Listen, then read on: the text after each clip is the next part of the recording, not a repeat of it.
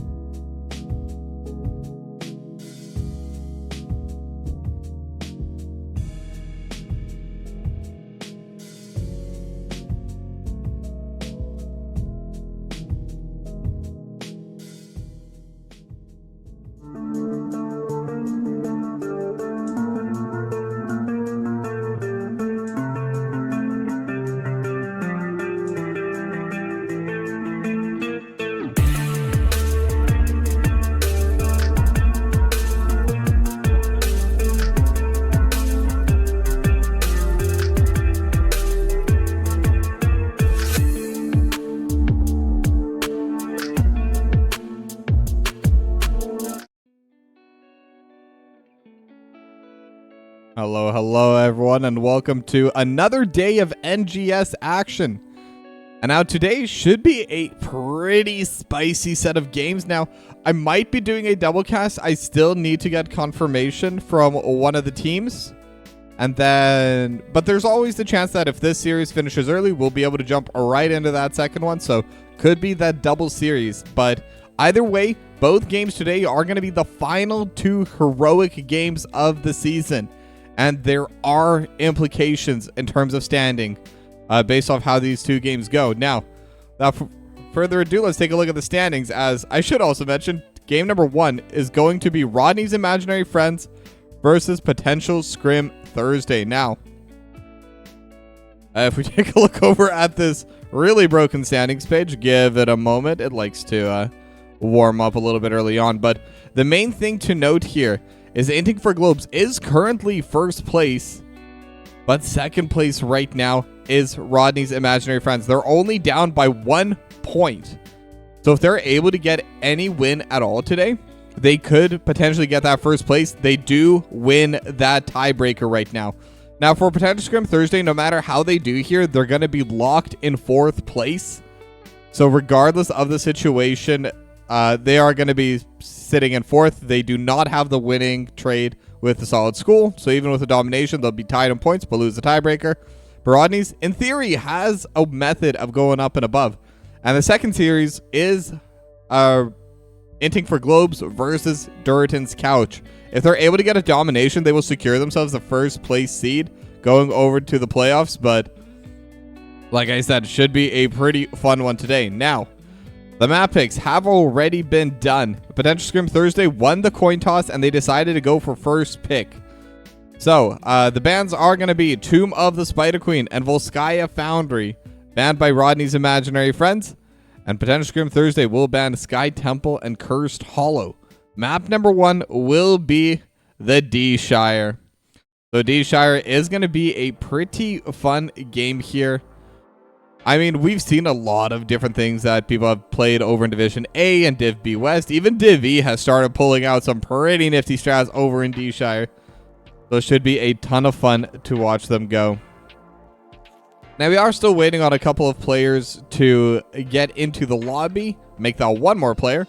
And once they do join, we should get the ready check going, and we should be able to get going immediately into these next games. But like I said, this should be a pretty fun series today. These are two of the top teams. I guess I can even say North America. This is the top division of NGS. NGS is the biggest league in North America. And Rodney's currently sitting at second, trying to compete for first. And Potential Scrim Thursday guaranteed 4th place.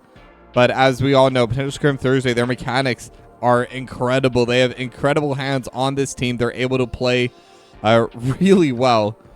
And their unique, aggressive playstyle can also be very difficult to try to play against. Now, Rodney's Imaginary Friends, I do think that they play closer to the style of Inting for Globes, where it is more about that macro play, where it is more about that the overall map play instead of just completely hand-stiffing no matter the situation. What Rodney's Imaginary Friends do, they're a little bit kind of in between the two teams, though, again, still more towards Inting for Globes. They have very strong mechanics, don't get me wrong, but they also know how to play the map, and they're willing to do it. They play properly, they do everything by the book, and that's gotten them quite a bit of success this season. So with that should be that should be able to give them a little bit of an advantage. However, if Potential Scrim Thursday can get them to play on their own pace, we'll change things. Give me one moment. The teams have swapped sides. So swap, update, good enough. Okay, so we should be good there. But I believe the two teams are starting to get ready. They're throwing out those ready checks, and then we should be getting started with game number 1 shortly. And like I said, these are going to be two of the top teams. In my opinion, I actually think Potential Scrim Thursday is definitely a top 3 team at the very least. I think Rodney's Imaginary Friends have really come online this season, and they're really just showing how much they can do. Because this was a Nexus team last season, and now instead of being like middle of the pack or bottom to middle of the pack like we typically expect when a team first gets promoted up to a higher division. No, they're going straight for the throat. They're going straight for that first place seed. They want to topple Inting for Globes, and granted, this is just the regular season, so the difference between first and second seed doesn't really matter when it comes to anything practical, but when it comes to pride, when it comes to showing people how well they can play, and when it comes to showing people what they can do, getting that first place will mean a lot. But as I say that, we are heading into the first draft for game number 1 between Potential Scrim Thursday and Rodney's Imaginary Friends. Now, let me get those predictions running. Actually, the teams are reversed. Boom. Okay. I'll make sure they're even on the right side for all of you. I always prepare the predictions ahead of time, because if I don't, I'll never run them, but here we are. The draft is going to get started, and it is going to be the Sylvanas ban. I think that makes a lot of sense. Snarfungus really likes to play that Sylvanas. They get a lot of pressure with that pick as well. It's one of those things where, like I said, Rodney's, they really like to play that macro play, but at the same time, they definitely have those mechanics. And Sylvanas is one of those characters that really enables both of those different play styles. You don't get to really choose who the damage goes on to. Like, you do to some extent, but not completely. Sometimes you're just forced to hit whoever is closest. But with the Black Arrows, it does give them a lot of opportunity to play in the offlane, and Potential Scrim Thursday, they just don't want to deal with it. Now, in the same vein, it is going to be Rodney's Imaginary Friends banning away the Hogger, and the Samura will be the immediate response from Potential Scrim Thursday. I should also mention, because Potential Scrim Thursday, they really like to rotate their players. It is going to be Shoepuff, C10 Ver HD1, Compute X, AoE Rules, and DH Bob, the captain of PST. And the final ban gonna be the Kira coming out of Rodney's Imaginary Friends. And this should open up a first pick available for Potential Scrim Thursday. Dahaka is available if they want to just snag that for themselves. Very solid on Dragonshire. Doesn't have too many bad 1v1 matchups, but they do decide to prioritize that Joanna for DH Bob instead. It's going to give them that extra play potential over in that bottom lane, assuming they are doing the 104 strat. But like I said, we've seen some very interesting things over on this map. And the 104 is interesting to me specifically here with the Joanna. Joanna's just so good at holding on to points. Even if you do pick stuff like the Junkrat, even the Chromie to some extent, all of your abilities, all of your different slows and stuff, they just don't affect the Joanna. Once that Iron Skin comes out, she can just stay on the point and hold it forever. But it is going to be Chromie and Murden locked in for Snarfungus and Rodney, with Dahaka being the answer for Shoepuff. Now, I do like Chromie overall on this map, and Murden as well, because it's so much about being able to stand on that point, hold it forever, and just constantly be battling for those 2 shrines in order to get that Dragonite. And Murden has basically infinite health, has a lot of that self-sustain, just built passively through that trait. Now, it would require Rodney to get off the point in those moments, which could grant an opening for Potential Scrim Thursday, but just going to have to see how both these 2 teams do play around that. Now, Hanzo is going to get locked in for Compute X, and we also have our next bans coming through already. Rodney's going to be banning out the Brightwing. And Brightwing going to be able to bring a lot of that global presence, kind of like the Dahaka for Shoepuff's already going to be able to bring this game. And it makes a lot of sense to just ban it out. You don't want to have a random 4v5 opening up somewhere, or a 2v1 on the opposite side of the map. But Lucio going to get banned away. Drinko, definitely a big player of that hero. Not going to be allowed to play it this time around. Going to have to pick a different healer. And it's going to be the Karazim. Okay, that's pretty interesting. As Blaze is also locked in for Asmachad. I actually kind of like it. Divine Palm was just buffed. I believe that is in the live patch. I keep forgetting if what part's live, what part's PTR. And it's a good sign for Heroes of the Storm, where it's easy to forget which patch had what. But regardless, Divine Palm could be useful, but most likely it is going to be that 7-sided strike heroic coming out from Drinko. And Joanna and Dahaka both have a ton of HP, so that's going to give them a lot of burst potential onto the front line with Chromie, and what I'm assuming is going to be a pretty powerful DPS coming in for Rayvar. Genji, yeah, that's going to have a lot of burst. I think it might be a strategy to just try and take down the front line of Potential Scrim Thursday when they do manage to land one of those stuns. And now it is going to be Vala and Stukov locked in for AoE rules in C10 for HD1. And that kind of also gives credence over to the fact that they just want to burst out the front line. There's no cleanse on Stukov, so that is one of the weaknesses. But I think this is a pretty even draft, and it's all going to come down to play. And we're going to see who's able to play better in game number 1.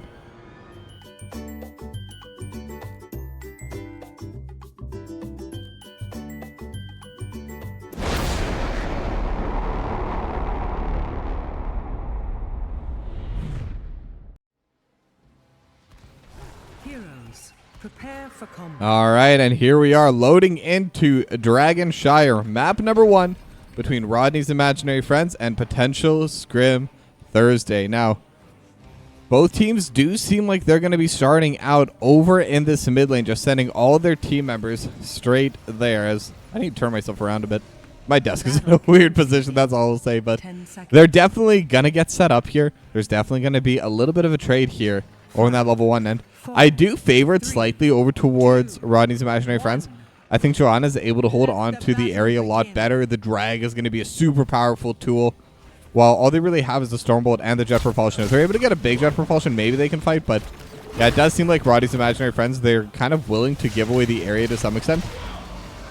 They're more playing to zone them away and to hold this bot lane afterwards, rather than just trying to win straight into the mid lane, as Snarfungus could be getting spotted out, but not going to be walking too far forward. Stormbolt not going to land from Rodney, but the Dwarf Toss will be able to get Rodney right back to safety. And the heal from Drinko going to keep everyone else in tip-top shape. Now, Snarfungus will collect this mid lane, as Drinko is going to be holding here in this bot lane alone for now, but the rest of the team should be able to come by. But Potential Scrim Thursday, they do have the inside track. They were able to break through the blockade, as now they're jumping immediately onto Computex. Computex does jump over, but they're falling. They have the deflect, but it's not going to be enough damage. The heal from C10 is there, and Ravar starting at pretty low, 6 HP. And final auto going to be coming in, and AoE Rules gets first blood for Potential Scrim Thursday.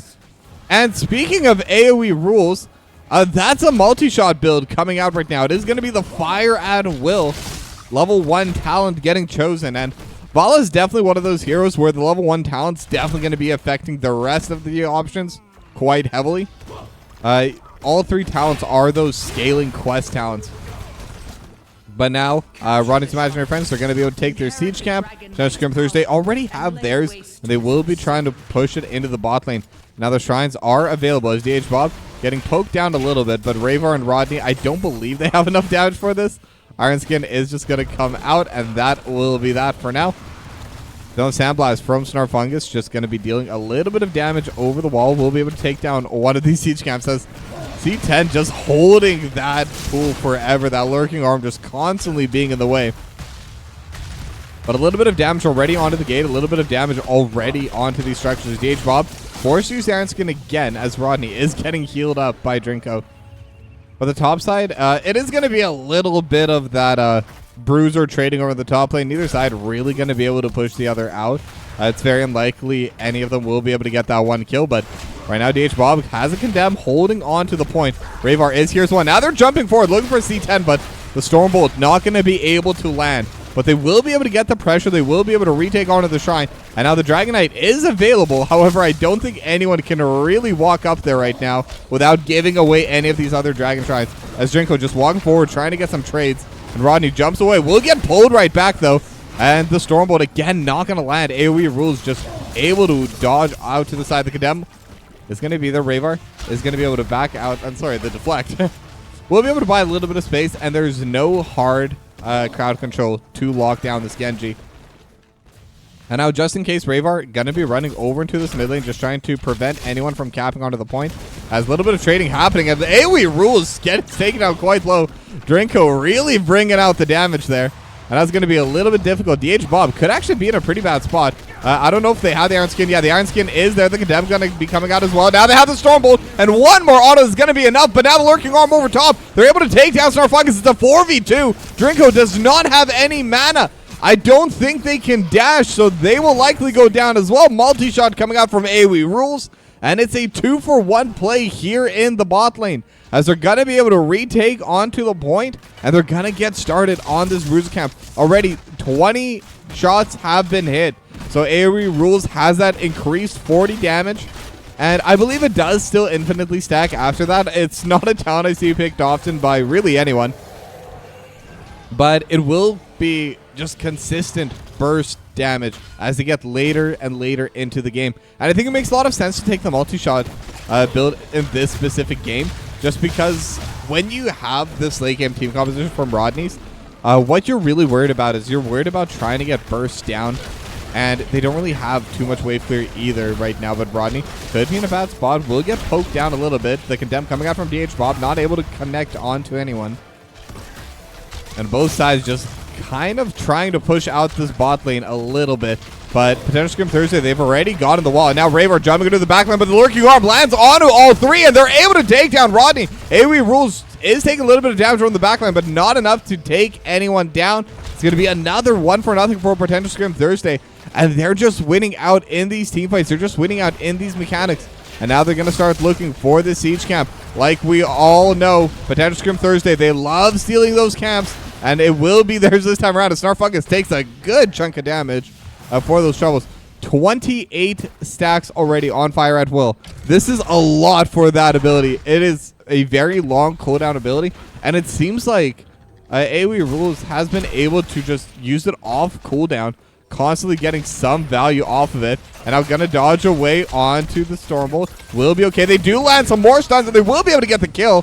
Computex also in a pretty bad spot, but all the cooldowns have already been used. But that will take the Vala off the map, and that's also going to prevent any kind of further scaling. As now Blessed Shield level 10's already there. They're looking for a C10 for HD. They're jumping through. Ravar trying to get some damage, but not going to be able to do it alone. With the Shield Glare coming out from DH Bob, it will prevent any kind of extra follow-up that was normally available. But the Dragon Knight for Computex gonna get locked in there, but level 10's also hit. 7-sided strike, dealing quite a bit of damage over to that Dragon Knight. Already down to half HP as Drinko and Rodney just slowly but surely, well, not even slowly, just surely taking down this Dragon Knight. Now they're even going to be able to jump over the wall. The deflect going to be able to buy a little bit of space and time. And the mid lane wall will get taken down, but I think that's it. But in the meanwhile, Snarfunk is getting jumped over in this bottom lane.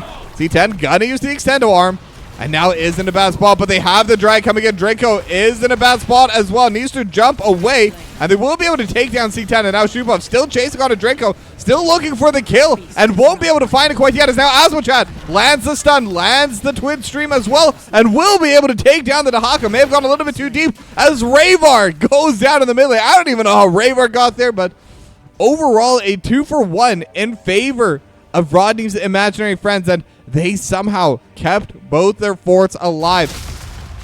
Now they do have a brief moment where they can try pushing in a little bit further, but because their waves were already pushed in, they're not going to be able to get too much aggressive value out of it. What they can do, though, is actually contest onto this bruiser camp, and Rodney is here, but Rodney is alone. They have the extended arm from C10. Looking forward, Rodney starting to get low and will get taken down. It is the Haymaker, not the Avatar. So they do not have that extra survivability needed. Unfortunately, just was not connected with the team. Ravar and Snarfungus were not ready to follow up, as AoE Rules starting to take quite a bit of damage and will get burst down. But now Snarfungus is going to be the next target. Goes into stasis. Asmochad is going to be here as well. 7-sided strike, dealing quite a bit of damage over to DH Bob. They have Lurking Arm as well, just trying to buy some space.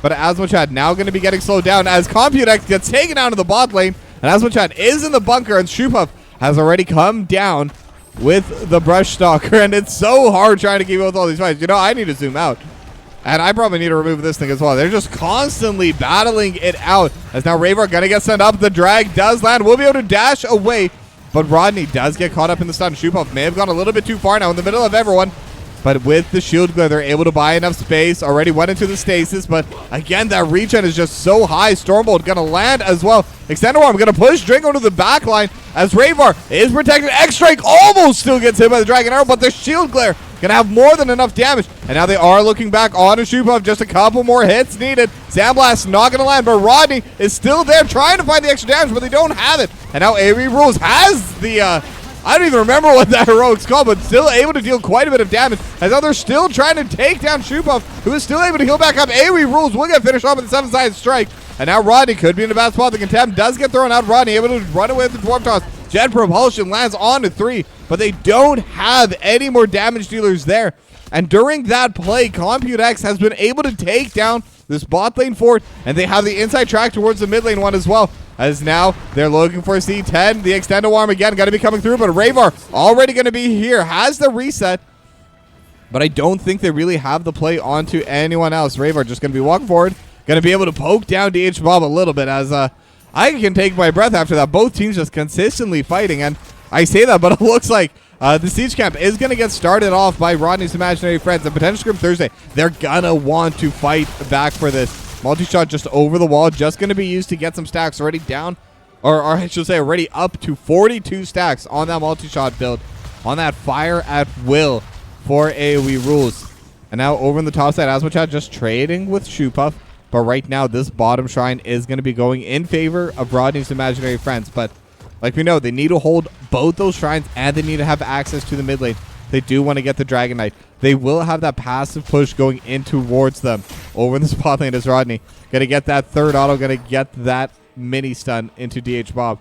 Is now Rodney going to mount up and jump over the wall, looking for ComputeX, but not going to be able to find it. The DH Bob with the Blessed Shield. They're looking for Snarfungus, and that is going to be the target, and so much damage over top. Drinko will give a little bit of healing, but Snarfungus with the slowing stance just trying to buy space. Dragon Arrow gonna go wide. Snarfungus able to back away, but now Rodney starting to get low, and even though they weren't able to get the kill, though, this is a massive HP advantage in favor of potential Scrim Thursday. ComputeX saw that Snarfungus was kind of away from the team, and they just pulled the trigger immediately, just trying to get that fight started. And again, they didn't take anyone down, but they got full priority, and their reward is going to be this bottom bruiser camp. However, if we take a look over at the experience graph right now, Rodney's imaginary friends, they're actually up in the lead. They have the level 16 first. Level 16 is going to get matched now by potential Scrim Thursdays. Now DH Bob walking forward. They want to steal away the siege camp. This could be an opportunity to fight, as Shoepuff is in the back line looking for Snarfungus, and will be able to get the drag down. As now Rodney trying to buy some space. They're looking for Shoepuff, and they have the 7-sided strike. It's going to be there, but now another stun, and Rodney's going to be the next to follow. Already a 2-for-0, and now X-Strike going to be used by Ravar just to get back to safety. And there's a massive wave already built up in the bot lane. This potential Scrim Thursday, they're just going to continue pushing forward, and they're going to get some good value here. They're going to be able to take the wall. Ravar just trying to buy some space, taking down one of those cannons. And Jet Propulsion does enter the back, and they're looking for a C10, but the stun is going to be there. Same with the deflect. Dragon Arrow buys a ton of space, but they just don't have enough DPS. Drinko instead going to be the one to go down. ComputeX also low, and they have the strafe coming out from AoE rules, as Asmochat is going to get taken down low. The shield are going to be able to dismount both of them. Lurking Arm just buying even more space.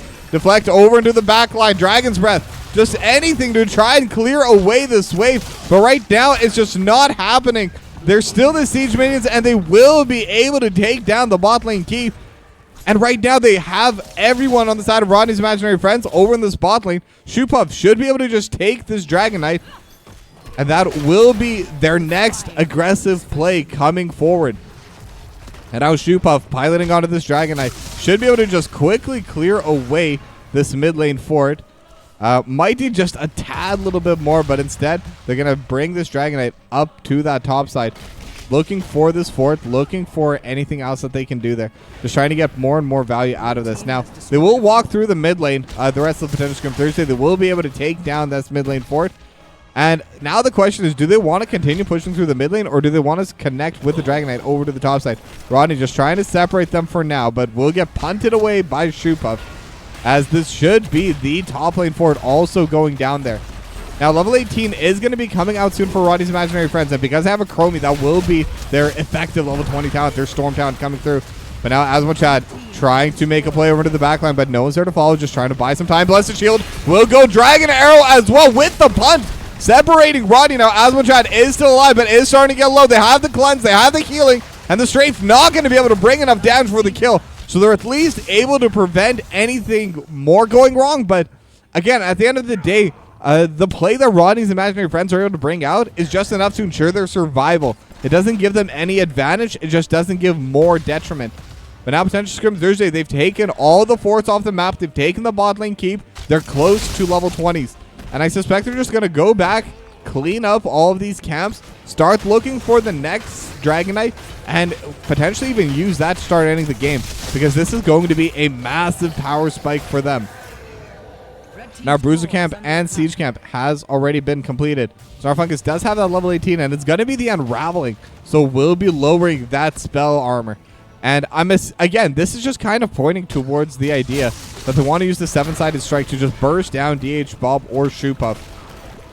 And if they are going to be able to do that, the Unraveling is definitely going to be able to help a lot for that, as now the Siege Camp not going to get stolen. Rodney walking up, but not going to be able to find a target to go onto. They did have a 5v4, at least for a short little while there. Whoever over on the top side, Shoe Puff, going to be pushing in the lane, but now Rodney looking for the backline. Computex starting to get low, but the healing is already there. Shoe Puff now going to be joining in on the fight, and the Strafe just hitting onto everyone. Blessed Shield as well, and Draco going to get sniped with the Dragon Arrow. They're going to be able to take down the Blaze, and Rodney does get away, but Snarfungus will be able to come out of stasis, and Bop gets hit by Shoe Puff, and it's just Ravar to be able to get away from the fight. Ravar and Rodney, but either way, it is going to be that 3-0, and I believe that is enough to just end the game. Potential Scrim Thursday, they're going to walk forward. They're going to be able to take game number 1 onto D-Shire. However, I say that, but Rodney is still here. Ravar is still here. They could try and buy a little bit of time, buy a little bit of space, just going to be try to do whatever they can to extend this game for everyone else to respawn. But Rodney going to be the first to go down. Ravar could be the next. And right now, just might not be enough. The Condemn lands the drag. Not going to, but they're still hitting onto the core. It's already down to 40% HP. Top lane keep about to go down as well as Ravar tries to buy time. But game 1 going to go the way of potential Scrim Thursday.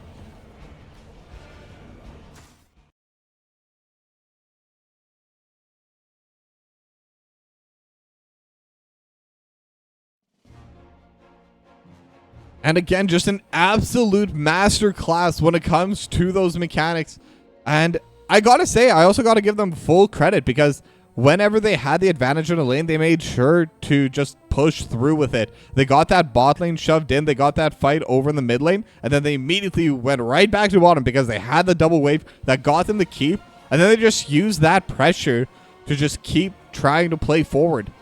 And then near the end of the game, they were close to level 20, and Rodney's imaginary friends, they knew that. They knew that if they didn't engage before that level 20 hit, they would almost definitely lose the game, because once those level 20s hit, potential Scrim Thursday, they would take the Dragonite and just be able to walk it right into their base. So it did look like a bit of a forced engage, but potential Scrim Thursday, by playing so far back, by playing so defensively, they're kind of forcing Rodney's imaginary friends to try and get a fight going outside of their good normal positions. But with that, we're gonna go to a short break, and when we come back, we are gonna have game number 2, so don't go anywhere.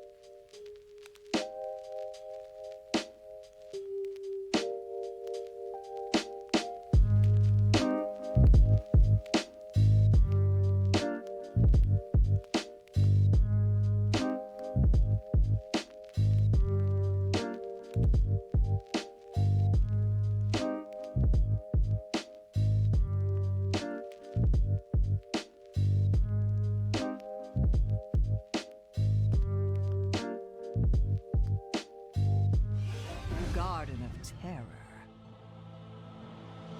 All right, welcome back, everyone, for game number 2 between Rodney's Imaginary Friends and potential Scrim Thursday. Now, map number 2 is going to be Garden of Terror. Going to be a little bit of that more macro-centered map. As oh, my allergies are so bad right now, but yeah, like I said, it is going to be more of that macro-focused map. It is pretty large, very similar to that Cursed Hollow that was banned away for this series, with a few notable differences. One that for the garden, there are little seedlings around the tributes that you have to collect, and you have to be able to defeat them or at least block them, which does make it take a little bit more time to get those tributes, to take those seeds, and get that objective going for yourself. The other really important part is there are no bosses on this map. The seeds are the only thing that can give you any kind of big boss and neutral monster that is going to be able to push for your team. It's going to be interesting to see how both these two teams do try to play around it.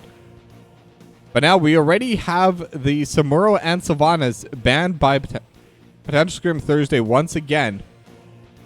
For Rodney's, they are changing their bans a little bit. They're going to ban away the Vala, and I think that makes a lot of sense. AoE Rules was a complete menace on that hero over in game number 1. And then with their second ban, they are going to remove the Hogger once again, just trying to get rid of that big offlaner who's really good at starting and following up on team fights, by the way. Hogger, I think, is really undervalued just for that engage potential. But now first pick is available for potential Scrim Thursday. And last time they did take that Joanna, but this time they're going to take the Rhaegar. And again, what's always interesting about this team is they have the same 5 players, but their roles could swap at any moment. C10 has played a lot of the tank role for their team, but DH Bob did play that Joanna in game number 1, but is going to be swapping over to healer. At least for now, they might swap again. You never know.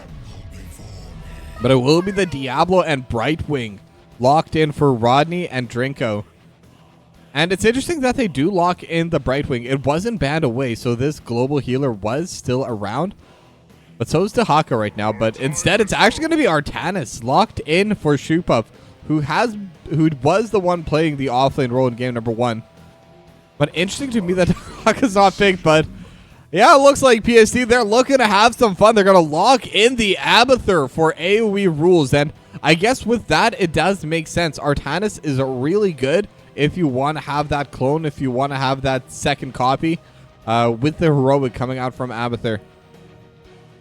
Super tanky, can deal a lot of damage, just buys a lot of space. Only weakness Artanis really has is it's not very good at clearing away waves, but when there's 2 of them, it's definitely fine, and Abathur's still going to be able to passively push during that.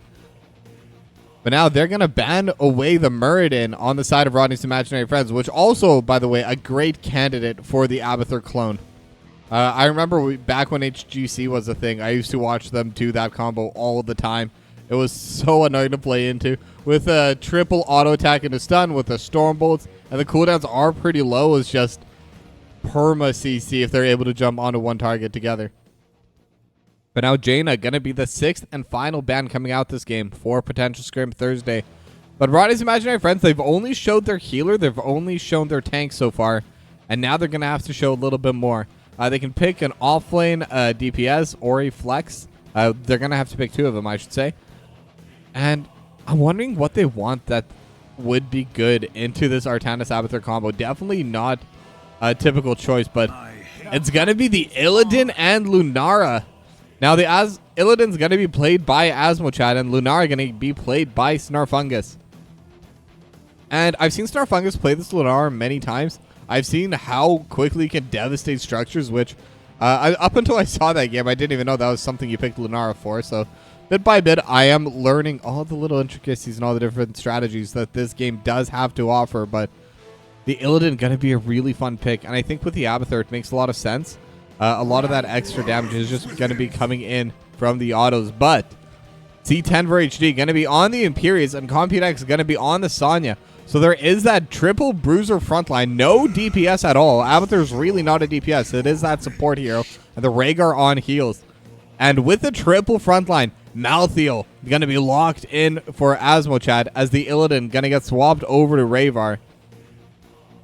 And I gotta say, I really like the mouthfeel of this game. Whenever you're into a triple frontline, you're able to get so much more value through all the spells, all the life drain. But again, this should be a fun one. Abathur's always fun to watch, so we'll see how this game shakes up as we head into map number 2.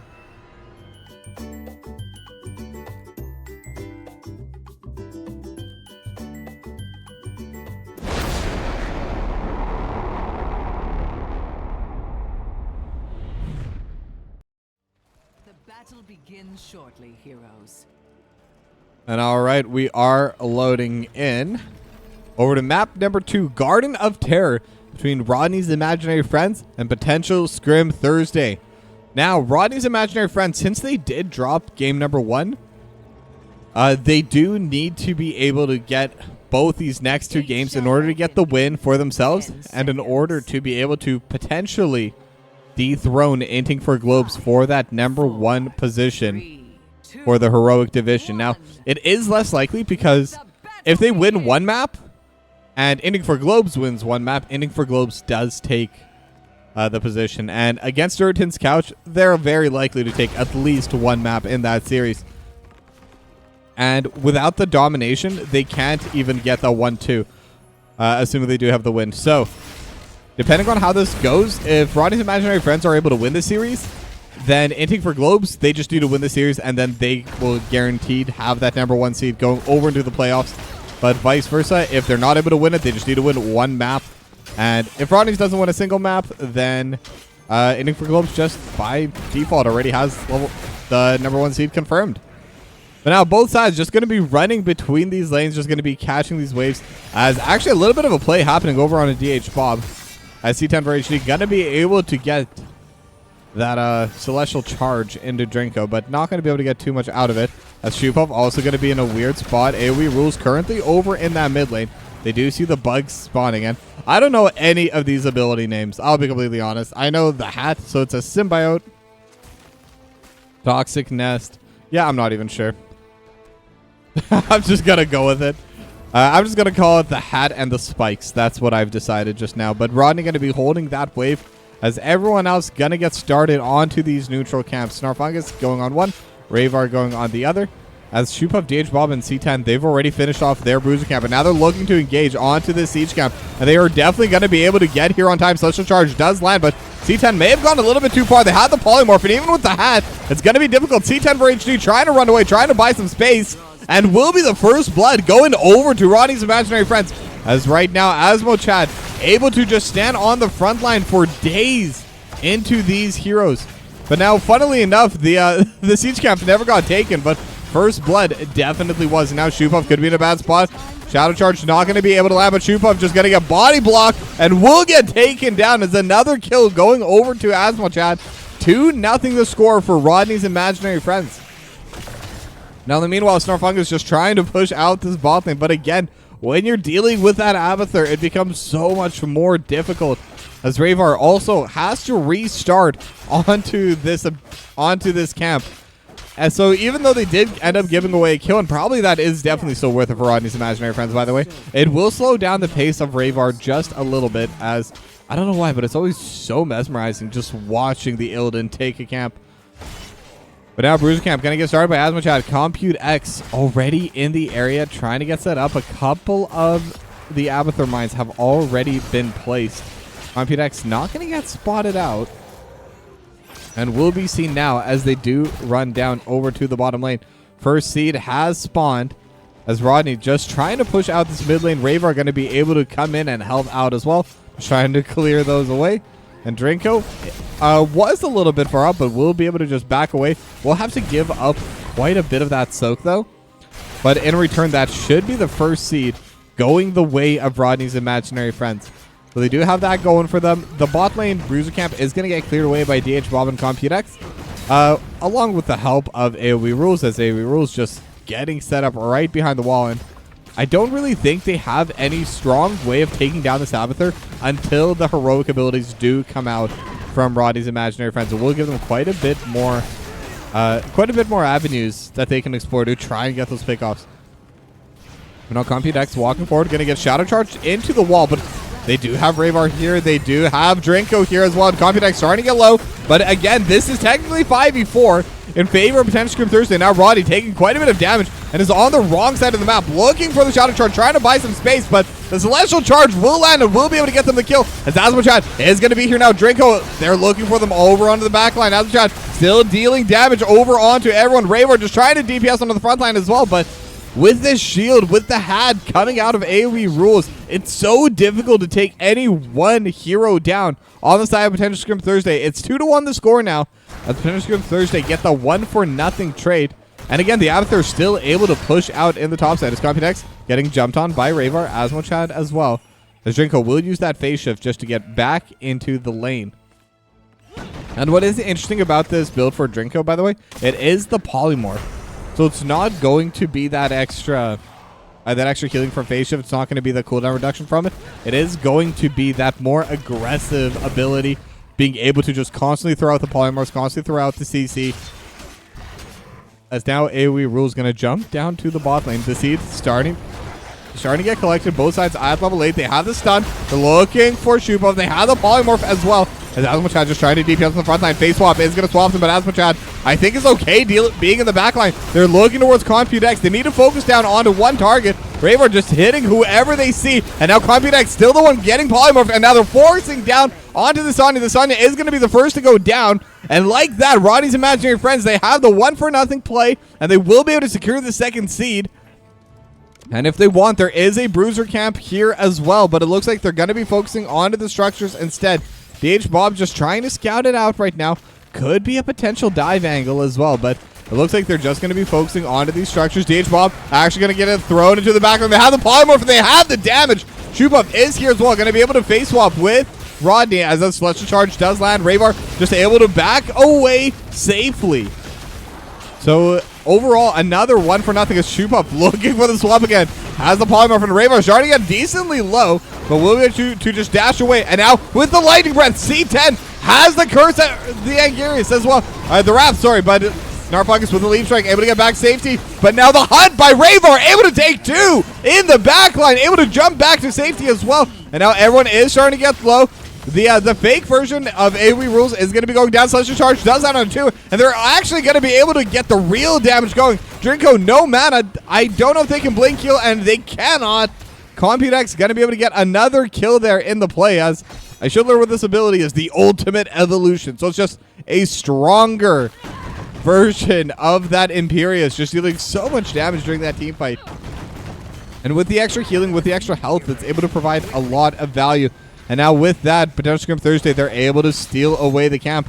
Now, Azmochad, they're looking for DH Bob. They have the Leap Strike. They have the second one. Last rites as well, but the Ancestral Healing is going to be able to come out first. The blind landing onto all 4 of the Suppression Pulse, as now they are looking to the back line. They have the healing coming out. Drinko with the Emerald Wind, actually not going to have the blink heal. They're looking towards Computex, starting to get low. The extra healing is coming out, but it's not going to be enough. It's going to be another 1-for-0 in favor of Rodney's Imaginary Friends. And now the third seed is available if they want it, as Ravar dealing quite a bit of damage over in the mid lane. C10 down to less than half HP. And now they are grouping together. They are going to get started over onto this objective, but the talents are even. They're going to have the Sonya back in about 7 seconds. Computex will need some time to get over, but Celestial Charge does that over Rodney. But the Hunt onto DH Bob, Lightning Breath as well, bringing in so much damage, and Leap Strike from Snarfungus. Wrath of the Anguirus is able to bring in Drinko, but Rodney able to just back away to safety. And now the Suppression Ball is going to buy a little bit of time, but they're not going to be able to get there in time to prevent the seed. It's going to be the Guardian Terrors coming through, but the team fight's still not done. They're looking for C10.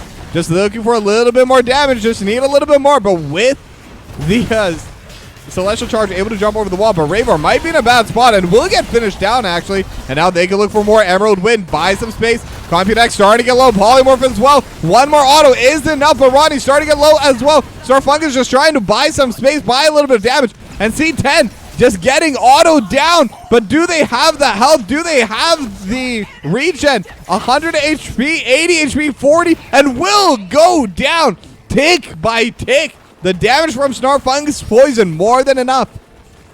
And now level 13 is up for them. Rodney's Imaginary Friends, they do have the talent advantage, and they did have that during most of this fight. Leap Strike going to be coming through Snarfungus.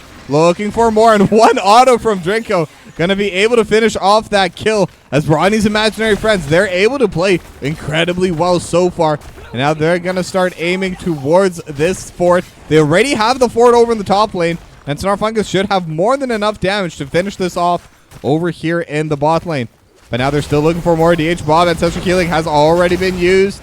Blast rights are available. Wrath of the Angear is not going to be able to land onto anyone, as Asmochat just buying space. Emerald Wind forcing them out into the wall. Rodney going to be able to toss Computex back in the middle of everyone. And with the Lightning Breath just DPSing down onto whoever's in the area. And Computex will be their main choice, but the damage is too high. It's 1-for-1 so far. And it's still 3v3 fighting. However, they do have the hat on to DH Bob. Another suppression pulse is going to land. It's going to land on 2, but now Rodney with his Celestial Charge get hit. And Rodney is left to their own devices. And it will be a kill going over to C10 for HD. As potential Scrim Thursday, they do get the 2-for-1 trade. And now Rodney will be able to come back out, still has souls. And we will have a brief moment of respite as both these two teams just playing at such a phenomenal pace. Just constantly brawling, constantly trying to posture for those better positions on all sides of the map. Now, to kind of take in everything that happened, at the end of the day, in terms of just the structures, it is going to be the top lane fort and the bot lane fort going down in favor of Rodney's imaginary friends. So they will have passive push in those directions. However, because of this guy, AoE rules, they do have that Abathur just slowly pushing in the lanes. They can kind of push any lane whenever they want as well. It will kind of negate that pressure a little bit. Granted, at the cost of losing out on those extra heroes during the team fights. So if Rodney's imaginary friends, if they're able to direct their focus onto one member super early on, get that kill early, they can definitely start winning those fights. But they do have the stun looking forward. They have the hunt over to the backline. Look on to DH Bob, Lightning Breath over top as well. Wrath of the Angear is trying to buy some space. And now C10 gonna get finished off there. Just needs a little bit more, but actually is healing up. And Rayvard trying to chase it down and should be able to. But now for the next fight, Shoopump gonna get pushed back with the Emerald Wind. Last Right's gonna be able to come in as well. And it's a 2-0 in favor of Rodney's imaginary friends. Now the seed, Computex should be able to take that for themselves. And actually there's no wave for Rodney's imaginary friends to play for. And now Rayvard actually gonna be able to cancel it. So they will be able to save the seed for now. Snarfungus is there as well, and Leap Strike gonna get used just to dismount Computex. Couple more autos gonna get thrown out as well. The healing is already there from DH Bob. They're looking for another play. Leap Strike just dealing so much damage, but the healing was quite high. But Rodney's imaginary friends, they were still able to get that kill. They're gonna be able to get even more of an advantage, and now they will also be able to secure themselves that seed in the backline as Ravar are going to be shoving into this mid lane. Now DH Bob going to get stunned up. Shadow Charge not into the wall though. And Rayvar is just going to try to get a little bit of poke damage over onto the structure here. But Rayvar, again, like I said, just going to be able to back away. C10 could be looking for the play onto Rodney, but decides against it. Now Siege Camp going to get locked in by Snarfungus, as both sides, again, just going to back away a little bit, just going to play a little bit passively, a little bit slower.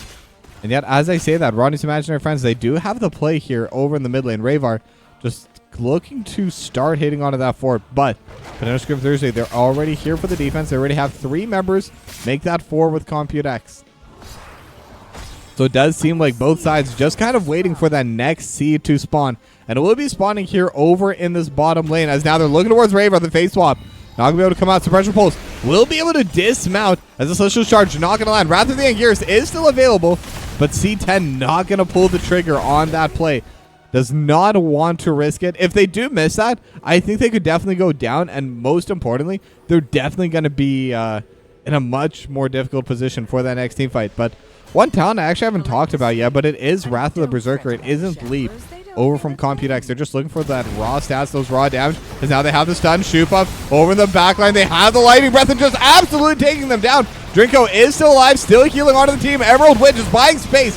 Computex is going to survive the last rights, but C10 in the middle of everyone will get slowly but surely taken down and will get finished off. They're able to take down DH Bomb as well, and that was just Computex left alive. We'll be able to trade one back on a Rayvar, but that is a 4-for-0, and the only survivor is the Abathur. What are you going to do on AoE rules? It's just a little Abathur. And now this time they do have a wave in the bot lane. They have the cannon as well. And Rodney's imaginary friends, they can definitely get a lot of value here in the bot lane. There's going to be Drinko and Rodney pushing in. Snarfungus on the way as well. And now the DPS is starting to come through. I think they might be able to take onto this keep as well. Snarfungus does have a lot of DPS over on this Lunara. But unfortunately, they don't really have a wave to help tank for them. It is on its way. Gonna be there shortly. But Snarfungus still has to tank 3 hits, which is quite a bit. As now Shoopuf looking forward. All 5 members are up. Face swap is gonna land. But the damage from the siege minions is also going to be there. Snarfungus needs to try and get away. Emerald Wind going to be used defensively, and it will let Snarfungus get back. But it's not going to be enough damage to finish off the keep. Still sitting at around 2,500 HP. So it is low, but it is, more importantly, alive. But now Asmochad gonna get started over on this seed, and it does look like Potential Scrim Thursday is even looking to contest onto it. Asmochad should be able to finish this off pretty easily. And now they're looking to start over on this bruiser camp at the exact same time. So it is going to be that level 20 with those Garden Terrors pushing in, as they're also going to have that bruiser camp over on the top side. Now, at the same time, Potential Scrim Thursday, they did take the bruiser camp over in the bot lane, which will buy a little bit of time. And this bot lane is kind of their scariest lane right now. However, Rodney's Imaginary Friends, they already have the Garden Terrors spawned in the mid lane. They're already pushing in with it. And they're actually going to ignore it. They're looking towards Shoopuf, but the Hearth is going to be able to come out. So they will be able to survive onto that play. Now the Garden Terror is still just DPSing hard over onto this mid lane. Level 20s are going to be up soon for Potential Scrim Thursday. So the advantage that Rodney's Imaginary Friends has is slowly but surely going down. Or at the very least, the amount of time they have to utilize this advantage is disappearing. But now Rayvar just DPSing a little bit onto this keep. Now this Garden Terror should definitely be able to finish off the bot lane keep, as now they're aiming towards this mid lane. That's going to be their next focus right now. They were already finished off the wall. Level 20 still not up for Potential Scrim Thursday. They could try and look to fight a Shoopuf, looking for the face swap forward, but it seems right now they're just focusing more on the structures. Level 20 now going to be coming through from that suppression pulse. And Potential Scrim Thursday, they're looking for the swap, and they're able to land it onto Asmochad. But now they have the Emerald Wind over into the backline. They have the Lightning Breath. Wrath of the Anguirus as well, just trying to pull Snarfungus into the backline. With the Leap Strike, able to reposition. Computex going to be the first to go down. AoE rules with that Ultimate Evolution going to go down as well. C10 starting to sit at 600 HP. DH Bob low as well. And DH Bob will be the first to go. Another Wrath of the Anguirus coming out for good measure. But it doesn't seem like it's going to matter. The Emerald wins. Coming out of DH Bob, just buying so much time, buying so much space. And Shoopuf will be the final one to go down, but will trade on to Snarfungus so far, and actually still buying quite a bit of time, but will get finished off. Almost takes away Drinko during that play as well. But that's going to be a 4-0. It is just the Abathur on AoE rules who is left alive. So this should be game number 2, going the way of Rodney's Imaginary Friends, as now technically they are tied for that first place with the tiebreak in their favor. But if they really want to give themselves the best chance possible, they need to try and win this third game. But either way, they're not going to get swept. They're going to be able to put up a fight. And the Abathur strat was there for PST. But game number 2 will go to Rodney's.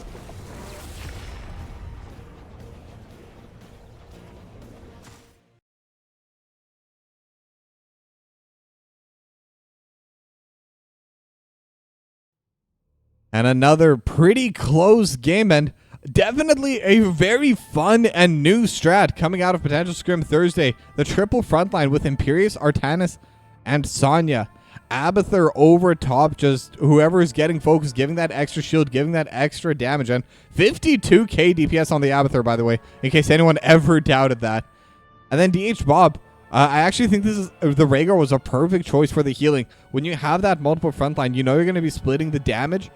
That chain healing is just able to provide everyone with that extra safety that they need. Unfortunately, the Malthael's just so good into that triple front line.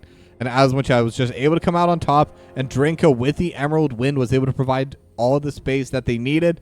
Because of that, Rodney's Imaginary Friends, they win game number 2. Now we're going to go on a short break, but when we come back, it'll be the third and final game between Rodney's Imaginary Friends and Potential Scrim Thursday. So don't go anywhere.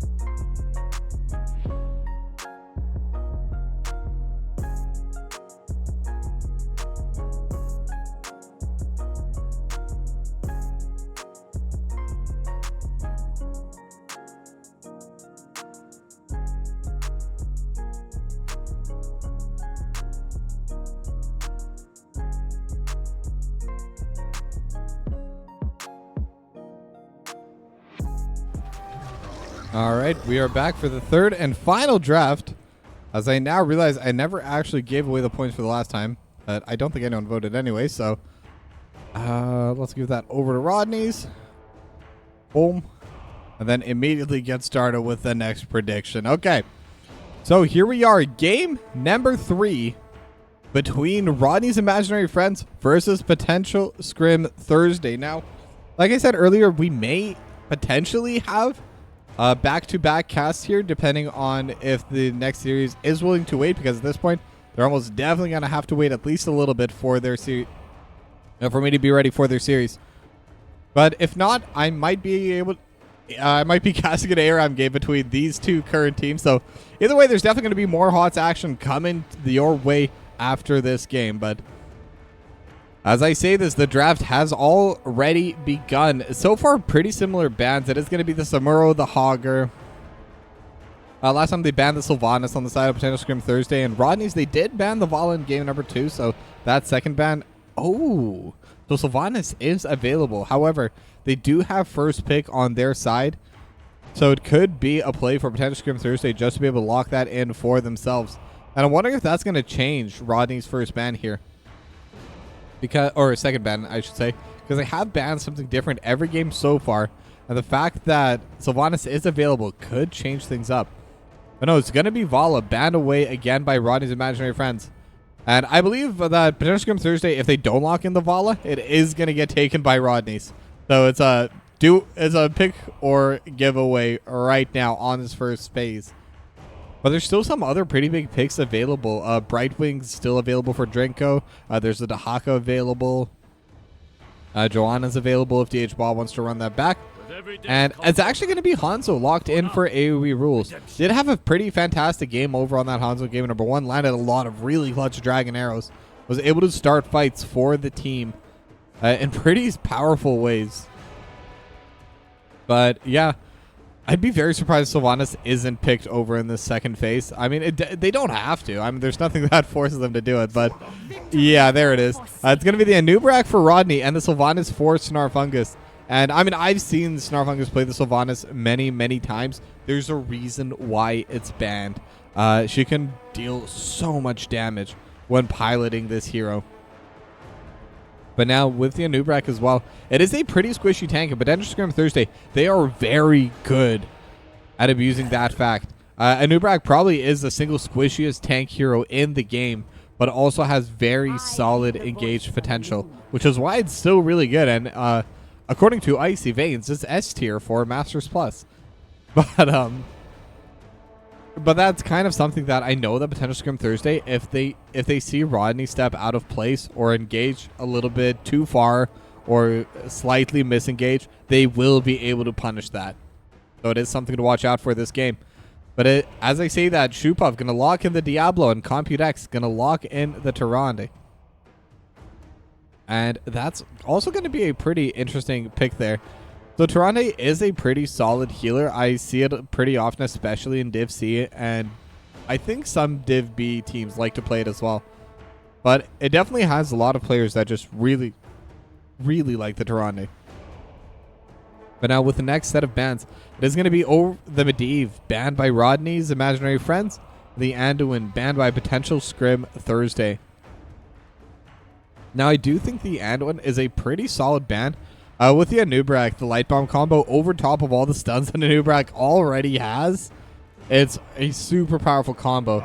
And then at the same time, like I said, with the Anubrak, it's very easy to accidentally over-engage and get punished for it. Leap of Faith kind of prevents that from happening. So getting that banned out is kind of a two-pronged approach for potential Scrim Thursday. But Rhaegar going to get locked in for Drinko and the Chen for Asmochad.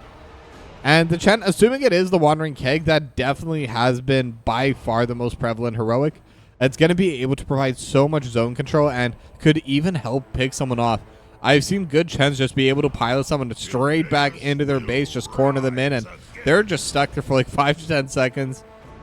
Usually it doesn't even end up taking that long before they do get burst down, but it does open up that potential. Those final 2 picks, going to be Greymane for C10 for HD1.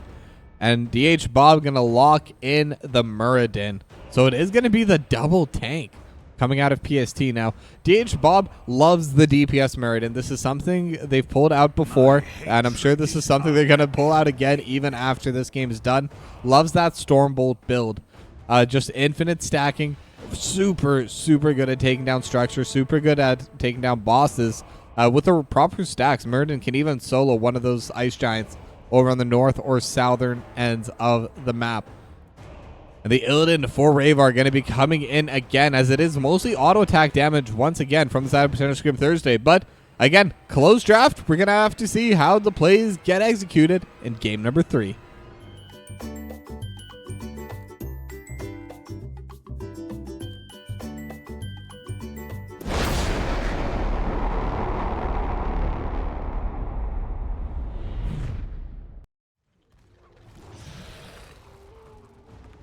And here we are, the third and final game of this series. Rodney's Imaginary Friends versus Potential Scrim Thursday, as Rodney instantly going to reset to get that mana back that they used to get over to this wall quicker. And now, interesting setup, and yeah, like McGibbles has said in chat, it is the offlane Murden for DH Bob, but I also do think it's still going to be the damage build. DH Bob loves the Stormbolt build. Typically, I have seen it in the past. It was on Battlefield of Eternity, so definitely more value to that build there. But at the same time, with the bosses available on this map, it is something that the Murden can, in theory, solo as we get later on in the game. And there it is. Perfect Storm locked in for DH Bob. As now both teams clashing over in this mid lane, but no full engage yet. And it is going to be Viciousness, so it is going to be just that auto speed coming out of C10 Ver HD. It's always so hard trying to remember which player's playing what on Potential Scrim Thursday. They just swap roles so often. It's impossible to just kind of remember, well, if it's this character, it's probably for this player. No, not for this team. Now, there's a little bit of trading. Asmachad just trying to get over to the top lane, but Ravar going to be there first. Does miss a little bit of soak. Gets those 2 mini blobbles instead, as DH Bob in a pretty bad spot will actually get finished off. The damage from Snarfungus, Drinko, and Rodney more than enough, especially with that lockdown.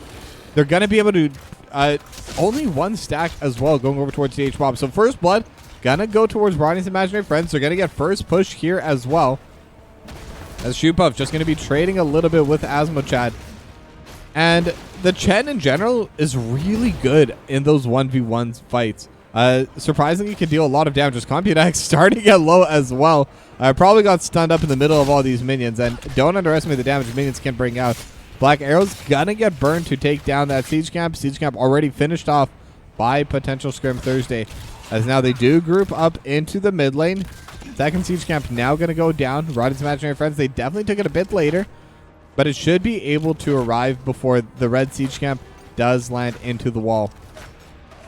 Now Drinko did reset, so it's going to be going backwards as Ravar just trading with DH Bob, but every auto attack that Bob's able to get, that's going to be more damage later on. Ravar has to play a little bit passively, although as I say that, has the exact same kind of talent, just able to trade evenly. Oh no, that's for kills, so it can just kind of stand there. As Rodney still looking for Computex. So much damage onto this Hanzo.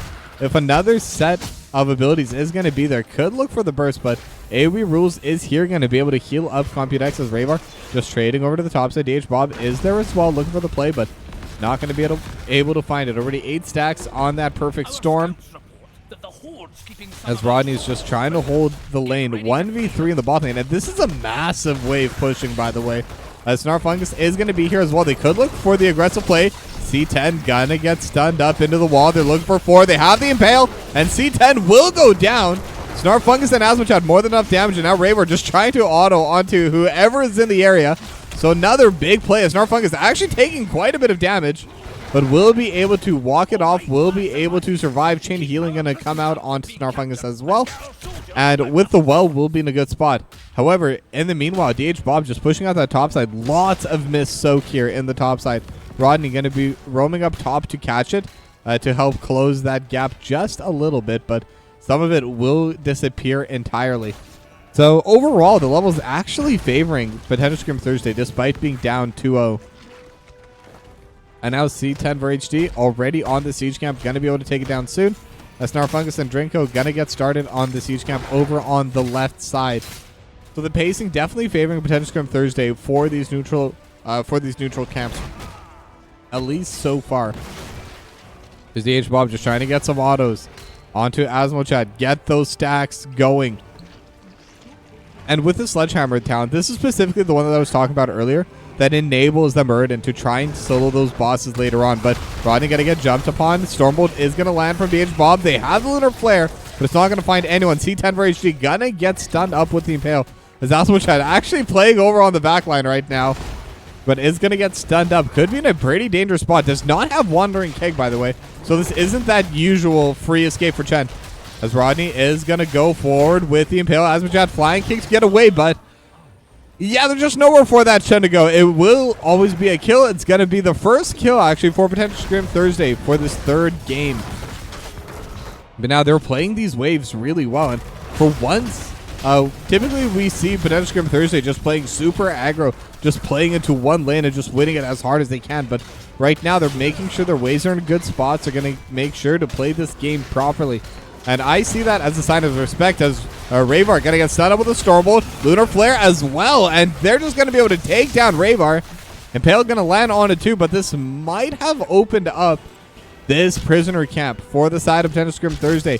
2-2 right now is the kill score. Snarfungus going to be the next on the menu. And now Howling Wave going to get thrown out, but Shoopuf already set up for it. Has a Fire Stomp, and with the Sentinel landing from AoE rules, they're going to be able to snipe out Snarfungus there as well. But potential Scrim Thursday, they're looking really good. They did give up the first 2 kills of the game, but they have more than half a level lead, actually getting close to a full level in their favor. They've already started channeling onto this. Only 10 more seconds needed, and they should be able to get the cavalry spawning for their side. As Computex trying to get the siege camp started before it disappears with this objective getting started. And now with these cavalry, they're going to have level 10. So they are in a pretty good spot as Asmochat just continuously trading with C10 for HD. And in general, Chen does win in those pretty hard. Chen is really good in those long 1v1 skirmishes. Doesn't have a ton of immediate burst damage, but can definitely slowly but surely just win out. As now Rodney trading with DH Bob. DH Bob just trying to get more and more stacks. As now the first set of the cavalry is starting to arrive. There is a siege camp over in the mid lane as Raver just jumping into the bot lane. Level 10's now going to hit for the side of Rodney's imaginary friends. So they do have those other opportunities. Ravar could be looking towards C10 for HD, but AoE rules is here as well. Has the extra healing. That'll definitely make things more difficult. And actually the damage is so high. C10 for HD1 going to be able to take down Ravar. And now they have 2 pushing in this bot lane with this play. But now Wandering Keg putting Computex onto the wrong side. They're jumping on top of it. Will be able to take him down. And now it's just going to be Shumo. But the Starfall and the Lightning Breath buying so much space. And now they do have the Ancestral Healing. So Snarfungus is going to be healthy overall, but does need to back away for now. They will be able to trade up the kill in the mid lane, but they do lose their fort in the bot lane during that, and they still lose their wall over here in the mid lane. As now on the top side, DH Bob was able to finish off the wall as well. Already at 55 stacks, make that 57 a perfect storm, and just continuously autoing onto Rodney. And each one of these does give 0.75 damage when it comes to a hero, but when it comes to minions and stuff, it's going to be adding a ton more damage. It's going to be around 4 or 5 extra damage every single stack. Now Asmochat still looking towards Bob, but with the Haymaker, going to be able to get back to safety. And now Asmochat needs to run away, but with the Wandering Keg available, is not in any real danger. Now over here in the mid lane, Raver and Snarfungus, they're both going to get mounted up as the siege camp. Going to get started off by potential Scrim Thursday. The one for the side of Rodney's is already shoving out in the mid lane. However, the entire roster for potential Scrim Thursday is here, so I doubt it's going to get too much value here. But they have the totem already thrown. They have the black arrows, as now Snarfungus trying to get some value here in the top side. Just autoing between these 2 cannon towers, trying to make sure they stay disabled. But Shoopuf is going to be here. And now, with the overpower, Snarfungus needs to try and get away. Lightning Breath going into the back line, but it's not going to be able to find too much. Asmochat coming in from the bot lane as well. And could be in a bad spot, but is running away pretty quickly. Rodney is here as well, and there's just not too much follow-up available. As Rodney's still getting autoed down by Computex. Stormbolt not going to land either. Just like that, it is going to be a little bit of a reset. But overall, good positioning for Rodney's imaginary friends. They're able to get away safely. They're able to finish off the top lane wall. But now the boss is spawned. And C10 and AoE rules, they're going to get started on this top lane boss immediately. And it doesn't seem like Rodney's imaginary friends are even aware it's going on. And that's, again, just another power of this roster. I believe they have a lot of pairs where any two can just kind of take the boss. I think the only pair that can is AoE rules and Shoepuff. Other than that, any two can take down any boss right now. And now the top lane boss gonna get finished off here. And that could be enough to try and take this top lane fort. They're in a really good spot for it. However, it seems like their response instead is just going to be to run all the way down to this bot lane.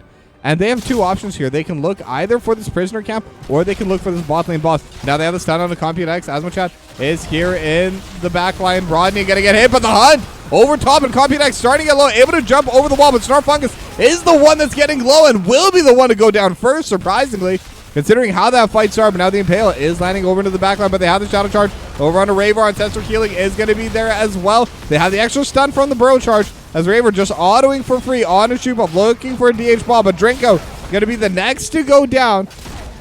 And they have the stun, they have the Stormbolt as well, and Ravar trying to run away, but not a lot of area left to go. And DH Bomb just buying more and more time. Stormbolt will be available if they're able to hit it. I believe that will be a kill as Rodney also goes down. In the meanwhile, make Ravar follow, and that's going to be a 4-0 in favor of potential Scrim Thursday. And they're putting on an absolute clinic this game. And in the meanwhile, the boss did take down the top lane fort in its entirety. Asmochat still trying to trade on Compute X, but Shoepuff is here to keep that Hanzo alive. And I said before, they're trying to determine whether they should take this objective or whether they should go for the boss. But Water Keg actually going to get forced out during that play. But anyway, back to my original point. They're just going to take both. Bot lane boss is going to get capped by DH Bob here.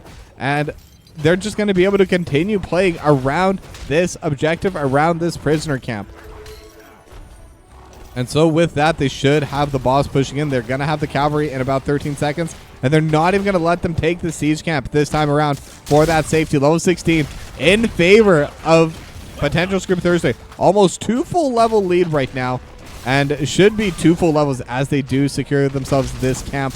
Compute X still at half HP, but the boss going to be shoving out into this bot lane. Snarfungus just trying to get something going back for the team, trying to trade for this top lane fort. But it's going to be difficult. The damage just isn't there yet. Sentinel's not going to land, but Shoepuff is going to be on the way. And this could be a potential play, but I don't think Shoepuff has enough damage to take down Snarfungus. I think their entire job here is just going to be to prevent Snarfungus from joining back with the team, but they're able to take down C10 for HD off screen, but Snarfungus gonna get traded back, and actually they find two. They're able to take down C10 for HD, and then they're able to take down AoE rules as well. Just have that extra DPS over in that bot lane. They're not going to lose their bot lane keep, but they will lose one of their forts, but that's all for now. And now they will be in a much better position as the hunt gonna get used on a Compute X, and Asmochat with the flying kick and have more than enough damage for that kill. And now with the Impale, Shoepuff just trying to buy a little bit of time. DH Bob is going to be here as well. These two tanks just trying to fight it out, but Ravar just dealing so much damage over onto Shoepuff. The Firestorm able to heal quite a bit of health, but the DPS without Snarfungus just isn't there to take down these tanks, and DH Bob deals so much damage to Ravar, and with the Dwarf Toss and with the passive burn, the Stormbolt not going to be able to land. So Ravar is going to be able to back away, but that was really close and kind of really showing the power that this Muradin can bring with this build. This is a really, really strong offlaner build. Lacks a little bit in terms of push, but Ravar almost stunned up into the wall, but DH Bob starting to take quite a bit of damage. They have the cocoons. Now they're just going to focus on a Shoepuff, and Shoepuff will go down. Now they're looking for DH Bob as well. Already low on mana. Already used the Stormbolt. Gets silenced as well with the Wailing Arrow, and that's going to be another 2-0 in favor of Rodney's imaginary friends. Now in the meanwhile, their core is getting attacked. They did lose their bottom keep and their mid lane fort from these cavalry, but how much can they get back? Because that was always going to be difficult for them to get anything out from. The Impale does land on a Shoepuff, but with AoE rules and Compute X in the area, it's definitely going to be a lot harder to go forward onto this play. It is just DH-Bob, and now the hunt gonna get thrown. They're looking towards Computex. Starfungus on the backline, just trying to zone everyone away. Shoopub is gonna be able to survive. Bravar still trying to get back, and Dragon Arrow gonna land on a 3, and C10 gonna be able to take down the Rhaegar. And without Drinko, they can keep going. C10 actually gonna get traded back, and now the stun lands on a 2. They're looking towards AoE rules. If they can take down this healer, they'll be in a much better spot, but Snarfungus gonna be in a bad spot as the Wandering Keg going to prevent this teamfight from continuing on. Little bit of DPS landing from Computex onto Rodney. Just a couple more autos necessary, and we will be able to finish them off. And now it's going to be Asmachad stunned up by the Lunar Flare, and Computex just coming in with the DPS. They only need a little bit more, and they will be able to get it with the scattering shot. And now the waves, they already have a massive wave over in the top side. The prisoner camp is going to spawn in about 10 seconds, and this mid lane wave is starting to build up as well. So with this extra camp, this could be an opportunity for potential Scrim Thursday to look to end the game. They have the level 20s. They have the wave shoving in, as they should be able to take down this keep. Now they're already getting set up for it, and with 2 keeps down, this core is vulnerable. Typically you want all 3 down to be able to get that easy win, and that looks like that's exactly what potential Scrim Thursday are going to be looking for. Now they're going to back away for now. There is a boss available on the top side, and I think that might be what they're going to use to try and end this game. If they're able to take this boss, and again, with DH-Bob and AoE rules, and especially with C10 for HD1, they're definitely going to be able to have enough damage for this. And in the meanwhile, Shoopov just going to be holding on to this cavalry prisoner camp just to get that slowly but surely channeling. Already up to 30 seconds. Just trying to buy some time with it. And it's just able to cancel with the Fire Stomp. And already up to 20 seconds, but now the boss pushing over into the top side as Shoopov could be looking for the play, but Snarfungus jumping into the back line. They have the Wailing Arrow as well, and they have the Cocoon, they have the Hunt. Raver just jumping onto Computex, will be able to finish that down, but in the meanwhile, Snarfungus is going to go down. They're able to take down Rodney as well. Now Wandering Keg, they're looking for a C10, but the healer is still alive. C10 getting focused down. One more auto. Asmachad able to get it down. Haymaker just separating the fight. Drinko trying to keep Raver alive as Avery Rules is going to get finished off. And now the keg coming out from Asmachad just keeping everyone alive. However, while they're still fighting, the boss is hitting onto this keep, and they have waves over in the bot lane. They have waves building in the mid lane. If potential Scrim Thursday can keep them from coming back, this could be a good move for them. As now DH-Bob still looking for Asmachad, just getting those stacks going, already up to 91. Now the overpower not going to be there. They will be able to finish off this play, and now they're trying to get this cavalry camp channeling once again. The third keep has gone down. Asmachad flying kick over into this fight. DH-Bob looking for a Drinko, but now Rayvar is here. They have the DPS, but the boss is on the core. Gotta be going down now. And this game is just absolutely close. Shoopov gonna get hit further and further back. This Wandering Keg just buying so much space, but DH-Bob is already walking in. There's a Dragon Arrow coming in, but it's too late. Shoopov already gonna go down. They have the cleanse. DH-Bob going to be able to run away as Snarfungus and Rodney, they do respawn. They're able to clean up these waves. And DH-Bob still trying to survive. The Haymaker going to buy a little bit of space as Asmachad is here as well. Has the Unstoppable and the flying kick. Going to be able to take down DH-Bob. And another good defense coming out from Rodney's imaginary friends, but Shoopov had souls, is already back up. Rodney trying to channel, but the entire team is already here, and Rodney might have stepped up a little bit too far, trying to get away, but C10 gotta jump out on top. They have the Sonic Arrow stun, and Rodney will go down. Now the bot lane boss is getting started by Rayvar, but this should definitely be the cavalry locked in for potential Scrim Thursday that might have stretched themselves a little bit too thin. And they're not even gonna be able to get the boss over in that bottom lane. Rayvar gonna have to jump off of it, cannot solo it. And this might be the beginning of the end as potential Scrim Thursday, they're gonna start pushing in with this set as Rayvar's getting pretty low. C10 just gonna be running them down, and one more hit and Rayvar will go down. Final team fight could be brewing here. They're looking on to Starfungus. They have the damage and perfect CC layering to take them down. And now Drinko also getting burned slowly but surely by the lightning breath. And now has the Ancestor Healing, has the second charge of it, but I think it's a little bit too little. It's a little bit too late. A potential Scrim Thursday. They're going to be able to win this series. They're going to be able to get those 3 points, and they will be able to win here 2-1. And with that, they're still guaranteed that 4th spot, but Rodney's imaginary friends, their position to number 1 is looking much, much less likely.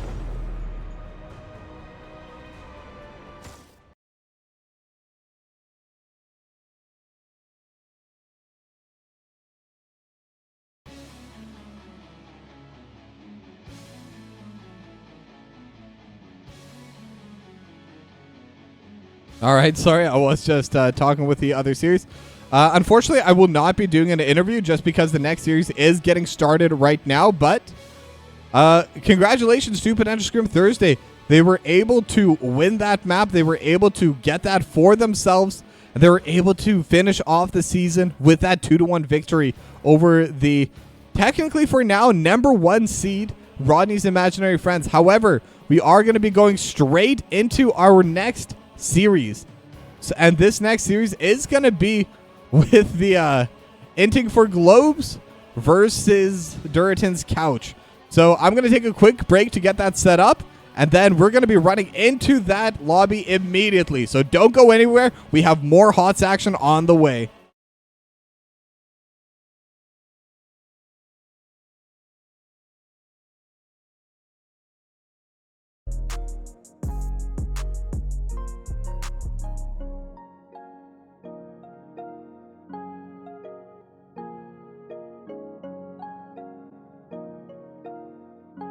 I saw it when I walked, boy.